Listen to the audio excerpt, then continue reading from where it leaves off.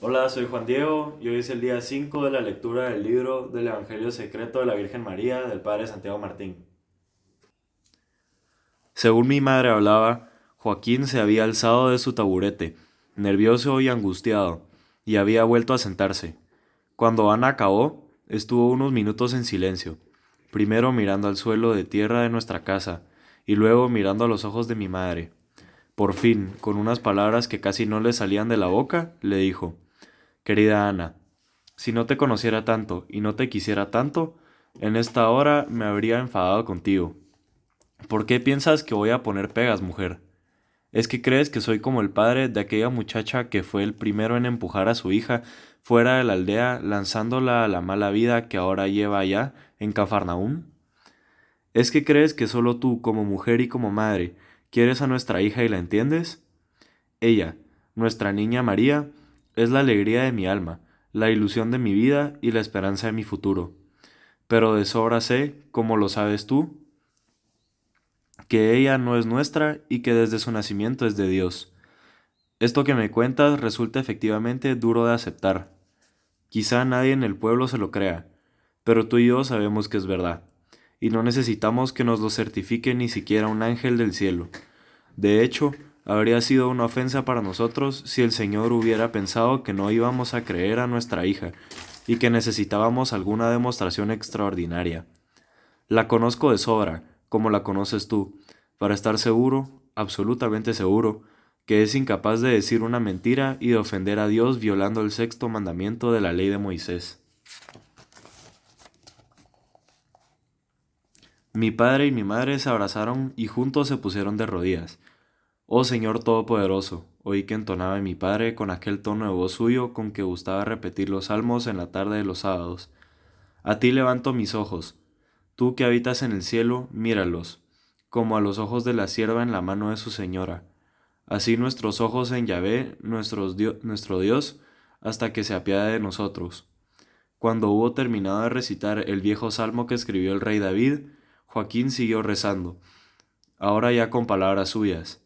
Eloí, Señor bendito por los siglos, fiel a tus promesas, alzo a ti mis ojos para que los libres de toda duda, y quites de ellos la más pequeña sombra de perplejidad.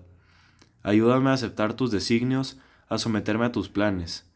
Mira mi fragilidad y dame fuerza para estar a la altura de la misión que, como padre de mi hija, acabas de encomendarme.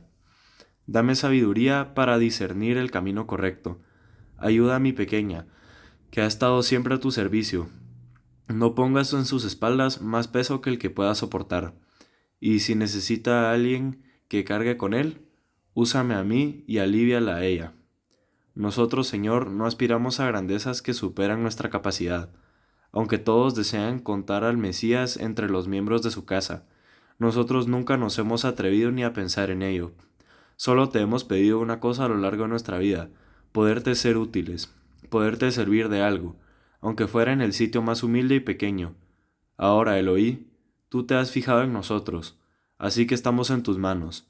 No permitas que lo que has sembrado en el seno de mi hija se malogre, ni que tuerzan tus designios salvadores.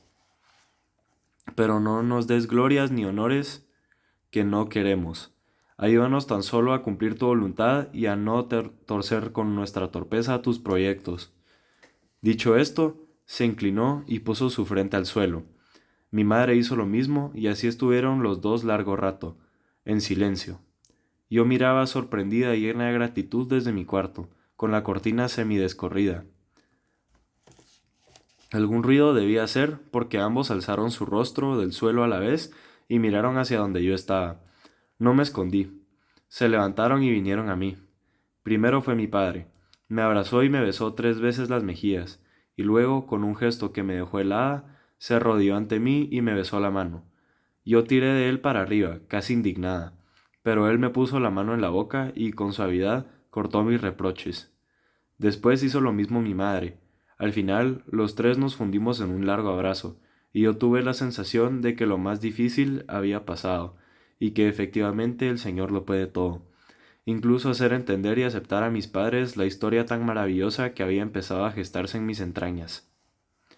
Luego, ya más calmados, empezamos a tratar sobre el modo de comportarse a continuación. Mi madre se acordó que el ángel me había dicho que Isabel, prima hermana nuestra, que vivía al sur en Ain Karem, cerca ya de Jerusalén, estaba embarazada. Resultaba algo increíble y casi tan difícil de aceptar como lo mío, porque ella era mayor que mi madre y nunca había podido tener hijos. Por lo tanto, se imponía una visita a Isabel, para ayudarle, puesto que estaba ya de 6 meses. También para pedir consejo. Estaba casada con Zacarías, un sacerdote de pequeño rango, pero con influencias en altos círculos del clero, e incluso para poner un poco de tierra por medio, a la espera de ver cómo se desarrollaban las cosas en la aldea. Mis padres se encargarían de hablar con José. A ninguno se nos escapaba lo delicado de la situación, puesto que si José reaccionaba mal y yo me encontraba en la aldea, mi suerte estaría echada. Se trataba, pues, de salvarme de todo peligro y también de salvar al hijo que llevaba en las entrañas y que era la esperanza de nuestro pueblo. Decidimos, pues, que esa misma tarde saldría de Nazaret, rumbo al sur, a la casa de nuestra prima. El viaje era largo y muy pesado, e incluso peligroso, pero desde Caná salían con frecuencia caravanas hacia Jerusalén, y quizás se podría encontrar a algún pariente o conocido que quisiera acompañarme hasta Ain Karem. Mi padre fue a ver a Adonías, a nuestro amigo, apenas 24 horas después de haber estado en su casa para consultarle sobre el texto de Isaías. Quería pedirle que nos encomendara un lugar de Caná en el que pudiera alojarme y alguien experto en viajes que pudiera responder de mi seguridad, ya que él no podía acompañarme todo el trayecto. No hubo dificultades. Adonías nos habló de su hermano Manasés, que era muy rico a pesar de ser más joven que él. Era mercader y se había casado con una muchacha de muy buena familia, que había aportado una dote espléndida al matrimonio. En casa de Manasés, le aseguró a Joaquín, podría esperar yo hasta que una caravana saliera para Jerusalén, con alguien de confianza que me llevase hasta la misma puerta de la casa de Isabel, mi tía. Mi padre me llevó hasta la casa de Manasés en Caná. Esta pequeña ciudad no está lejos de nuestro pueblo, aunque por estar más metida en el valle, está mejor comunicada, pues por ella pasa la carretera que une la costa con el lago de Genezaret. En sus campos se cultivan hermosos racimos de uvas, que dan fama a su vino, el mejor, dicen, de todo Israel. Y sus cosechas de trigo, de avena y de cebada son también generosas, sirviendo para alimentar a numerosos rebaños. Joaquín estuvo silencioso casi todo el camino. Él no era por lo común demasiado expresivo. Con facilidad se abstraía y se ponía a orar, musitando por lo bajo salmos y párrafos de las Sagradas Escrituras, o desahogando en el Señor su corazón inquieto.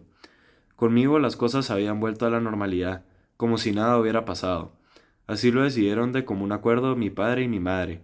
Ambos comprendieron que podía ser malo para mí el que me trataran como si me hubiera convertido de repente en la señorona de la casa. Yo seguía siendo su hija, por más que en mis entrañas llevara el mayor de todos los tesoros. Con todo, mi padre se negó a que yo hiciera el camino a pie y me obligó a montar en el borrico.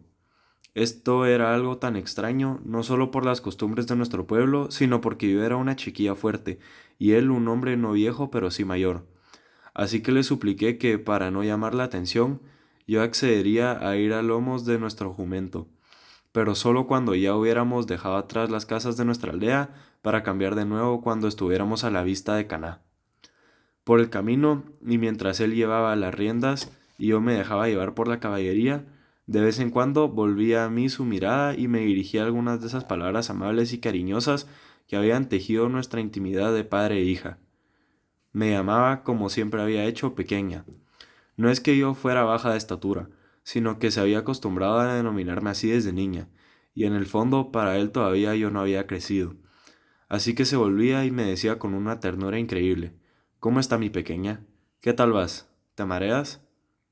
O me pedía que le contara cosas de Dios, no de lo que había pasado aquella noche, sino de cómo veía yo las cosas, y de qué me parecía a mí que opinaría el Señor sobre esto o sobre aquello.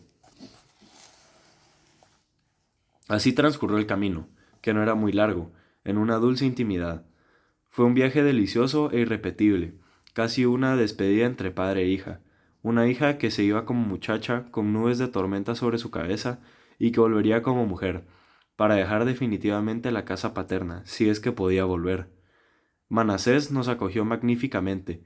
Su hermano ya le había hecho saber que íbamos a llegar, y tenía dispuestas 2 habitaciones de su hermosa casa, una en la zona de las mujeres para mí y otra en la de los hombres para mi padre.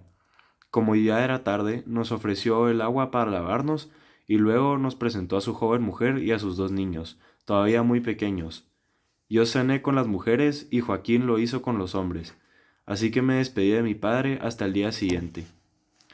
Antes de acostarme, estuve hablando con Lía, la esposa de Manasés. Era 10 años mayor que yo.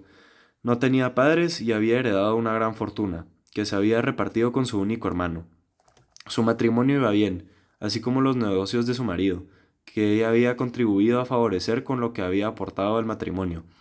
Como nadie sabía nada de lo que me había pasado y la visita a mi pariente Isabel era muy normal debido a su embarazo, a nadie le extrañó mi viaje y la conversación se desenvolvió con normalidad.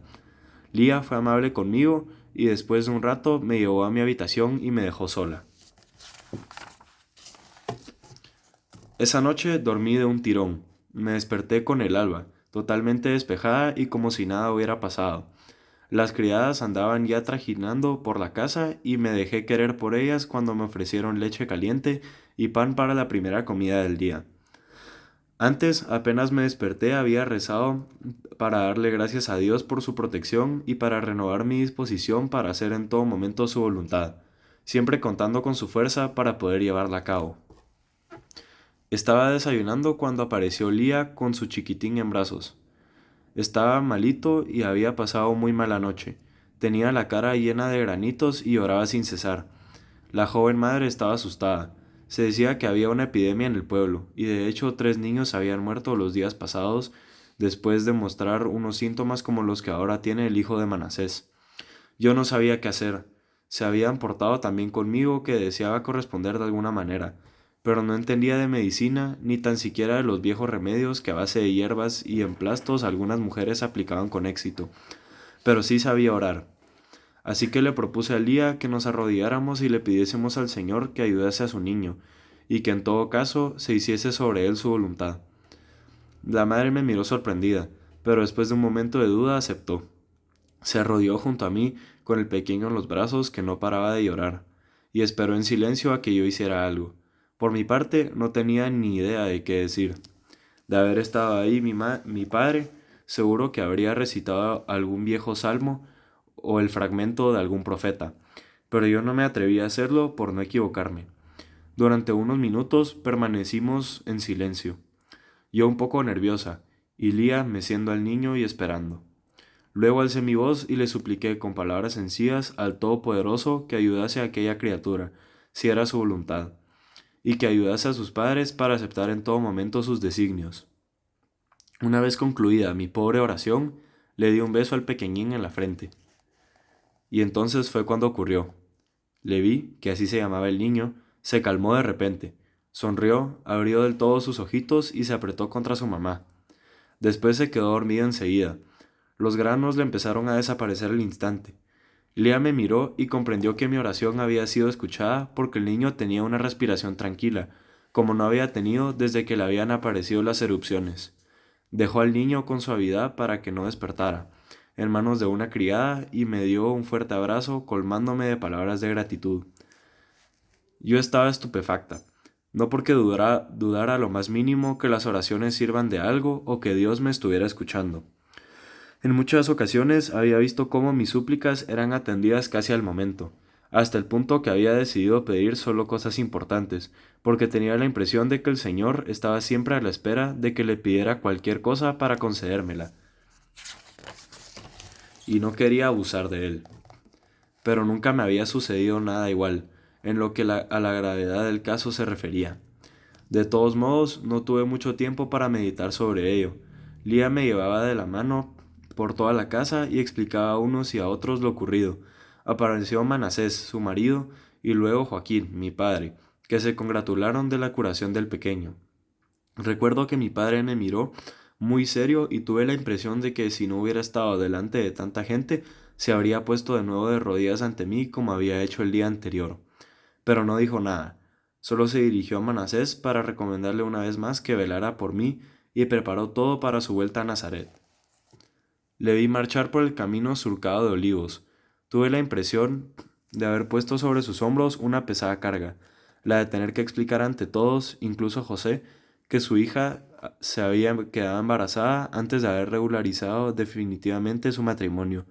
Fue uno de los momentos más duros de aquellos años.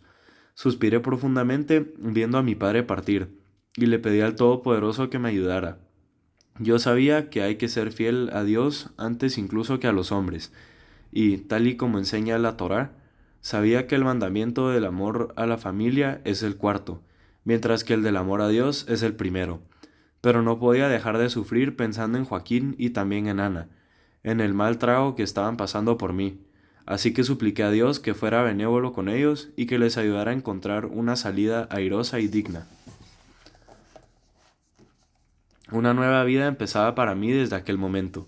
Estaba sola, sin nadie de los míos a mi lado y era muy joven, pero tenía dentro una fuerza más poderosa que la de un ejército, la que a cualquier mujer le da saberse portadora de una criatura en sus entrañas. Tenía que luchar por sacar a mi hijo adelante y me sabía, de una manera absoluta, en manos de Dios, en las mejores manos. Entré entonces en casa de Manasés.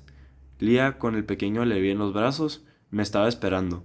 Había preferido estar dentro para dejarnos a solas a mi padre y a mí en la despedida. No sabía nada de lo que pasaba, pero intuía que yo estaba sufriendo. Apenas me vio, el niño extendió hacia mí sus manos y yo le cogí. Aquel niño vivía por la gracia de Dios, que de alguna manera yo había conseguido para él. Comprendí que aquello era un símbolo, el símbolo de lo que debía ser mi vida y la de mi hijo. Renunciar a tener nada propio para poder ser de todos y cuidar a todos. Renunciar a mi vida para distribuirla entre los demás. Renunciar incluso a los míos para que todos pudieran considerarme suya. Y le dije de nuevo a Dios que sí.